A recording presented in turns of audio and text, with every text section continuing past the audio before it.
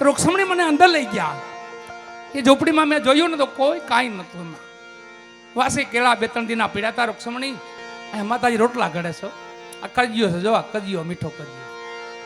માં રૂક્ષ્મણી બધે રિહાઈ રહીને બેઠા. જો તમે તુલસી શ્યામ જો ડુંગર માથે બેઠા. દ્વારકા જાઓ તો ગોમતી કાંઠે બેઠા. માધવપુર જાઓ તો વનમાં બેઠા. માં એવા પટરાણી હતા ભગવાનના. આ રેહામણું છે કોને કજ્યો ભગવાનને થોડો થોડો થતો કે રૂક્ષ્મણી. પછી મને કેળા આમ બાજુમાંથી મારી નજર તો મારી સામે જ રાખ્યો. વાંચે આમ કેળા આમ ભાઈ આમ ગોઈતું નતું. ઉપર કેળા પીડાતા લઈ અને ગર્ભ હતો ને ફેંકી ફેંકીને બહાર નાખવા માંડ્યા અને છાલું મને ખવડાવવા માંડ્યા. મેં પેટ ભરીને એવું ખાધું રૂક્ષ્મણી. હજી ક્યાંય મજા નથી આવતી હો. માતાજી થોડા ખીજાઈ ગયા કે તો તમે એક કામ કરો, એને કહીજો એ રોટલા ઘડી દે.